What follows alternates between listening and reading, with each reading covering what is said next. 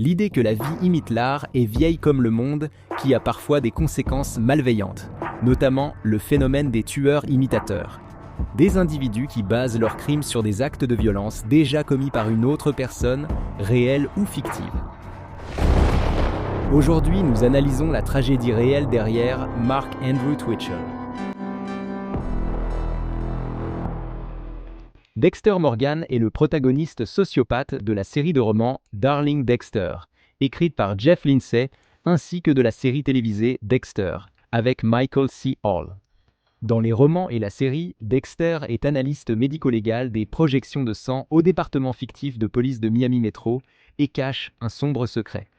Dans son temps libre, il est un tueur en série justicier qui cible d'autres meurtriers ayant échappé au système judiciaire. Il suit un code d'éthique que lui a enseigné dans son enfance son père adoptif, Harry, appelé le code de Harry, ou simplement le code, et qui repose sur deux principes. Dexter ne tue que lorsqu'il a des preuves claires de la culpabilité de meurtre et doit éviter de se faire attraper.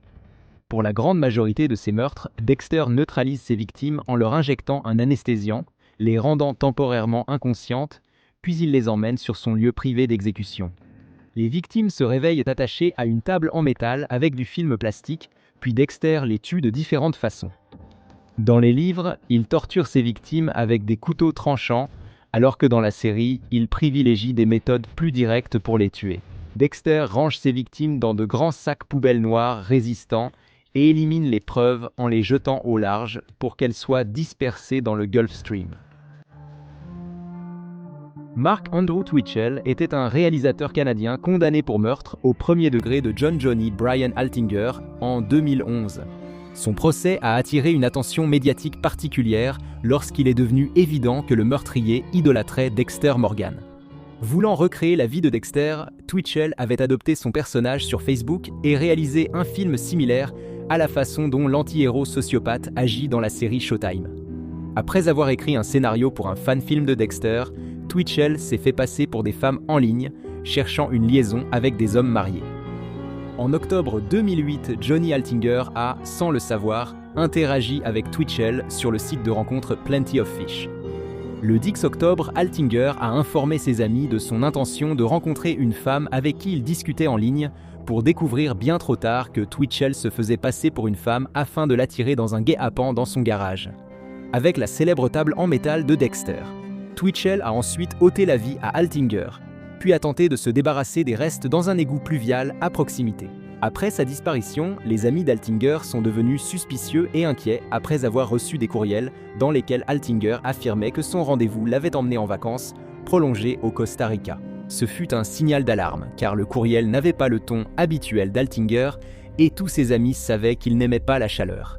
Après la réception d'un courriel énigmatique annonçant sa démission, les amis de Johnny ont pénétré par effraction chez lui et trouvé son passeport, de la vaisselle sale et aucune trace de préparation de voyage.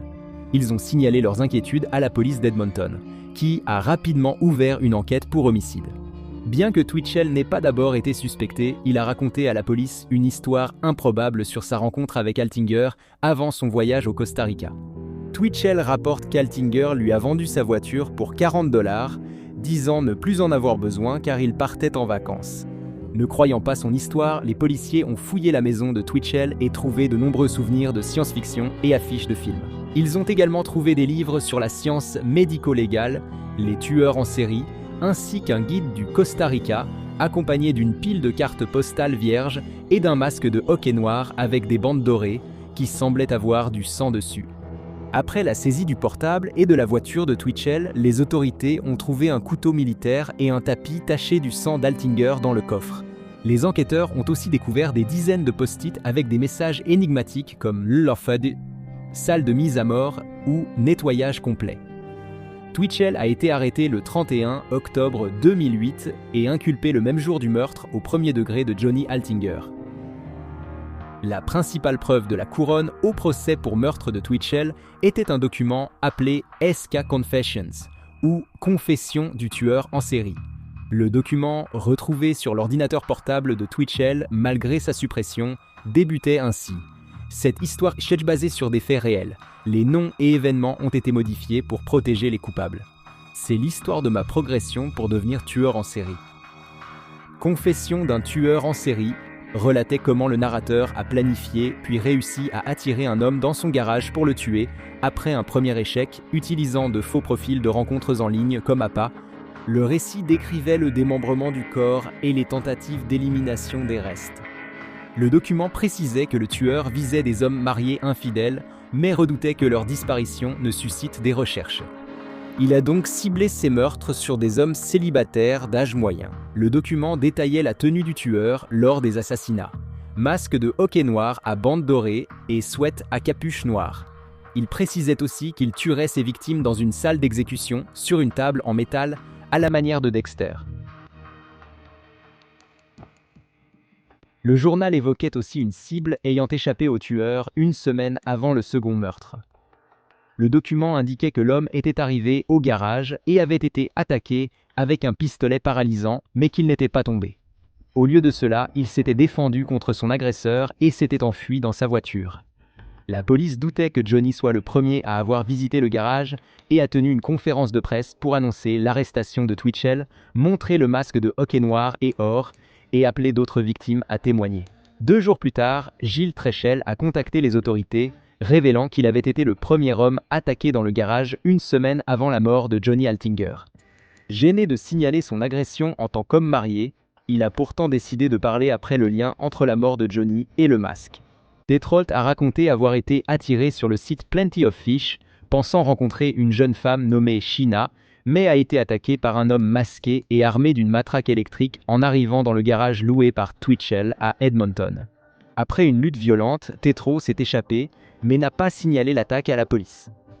Le témoignage de Gilles Tétrault lui a valu le surnom de « celui qui s'est échappé » par plusieurs médias et il a ensuite écrit un livre du même nom, racontant son expérience et sa rencontre avec Mark Twitchell, à laquelle il a survécu de justesse. Au cours du procès, le vif intérêt de Twitchell pour la série Dexter revenait sans cesse, et son identification personnelle au personnage principal, Dexter Morgan, a poussé plusieurs médias à le surnommer « le tueur Dexter ». À la barre, Twitchell a admis avoir tué Altinger et avoir rédigé le document, invoquant la légitime défense. Il a déclaré que les attaques étaient un coup de pub pour le nouveau film et que les victimes devaient s'échapper, mais Johnny s'est défendu, poussant Twitchell à le tuer accidentellement. Il a qualifié le document de fiction inspiré de faits réels, comme s'il avait prémédité la mort d'Altinger pour créer une histoire captivante. Sans surprise, le jury n'a pas cru à ce récit fabriqué, et après seulement 5 heures de délibération, Mark Twitchell a été reconnu coupable de meurtre au premier degré et condamné à la prison à vie sans possibilité de libération conditionnelle avant 25 ans. En décembre 2021, Michael C. Hall a déclaré dans une interview à l'émission de radio canadienne Q qu'il ne pensait pas que Dexter encourageait le mode de vie des tueurs en série. Quand le sujet de Twitchell a été évoqué, l'acteur a été horrifié que son rôle principal puisse être lié à un meurtre. Mark Andrew Twitchell n'était pas le seul fan à pousser son obsession pour Dexter Morgan à des sommets macabres. En 2009, Andrew Connolly, un résident de Rising Sun âgé de 17 ans, qui affirmait s'identifier au justicier meurtrier, a étranglé à mort son frère de 10 ans, invoquant son amour pour la série de Showtime comme source d'inspiration. Dans une déposition au tribunal du comté d'Ohio, Connolly a dit à la police qu'il regardait Dexter sur Showtime, une série sur un tueur en série, et qu'il se sentait comme lui. Encore plus sinistre, après avoir tué son frère, Connolly a mis un sac en plastique sur la tête du jeune garçon, imitant une pratique que Dexter accomplit rituellement pour se débarrasser de ses victimes. Conley a plaidé coupable du meurtre de son jeune frère, Connor, devant le tribunal de circuit de l'Ohio en 2010 et purge actuellement une peine de prison à vie sans possibilité de libération conditionnelle auprès du département des services correctionnels de l'Indiana. Les meurtres par imitation reproduisent le mode opératoire d'un crime antérieur commis par autrui. Certains datent la naissance de cette catégorie de meurtriers à 1912, l'importante médiatisation des meurtres de Jack l'Éventreur ayant entraîné de nombreux crimes similaires et l'apparition de l'appel-effet d'imitation. Les criminologues savent depuis longtemps que l'exposition médiatique peut provoquer des meurtres par imitation. Avec le développement des médias, d'autres divertissements comme les films, séries télévisées et jeux vidéo ont été critiqués pour avoir prétendument entraîné des crimes d'imitation basés sur ce que voient les gens à l'écran. Hormis Dexter, Jack l'Éventreur est sans doute le tueur le plus célèbre à avoir inspiré des dizaines de tueurs imitateurs au cours du siècle dernier, y compris Derek Brown, qui a assassiné 2 femmes qu'il avait récupérées au même endroit dans l'est de Londres, là où l'Éventreur avait commis ses meurtres plus de 120 ans auparavant. Parmi les autres imitateurs célèbres, on compte Eddie Seta, qui a imité le tueur du Zodiac à la fin des années 1980, ainsi que Benjamin Darras et Sarah Edmondson, un couple d'adolescents qui s'est lancé dans une série de meurtres le lendemain du visionnage du film Tueur né, alors qu'ils étaient sous l'emprise du LSD. Voilà, vous savez tout. L'histoire de Dexter Morgan est non pas d'un, mais de 2 tueurs imitateurs qui ont été influencés par son œuvre fictive, ainsi que d'autres imitateurs notables.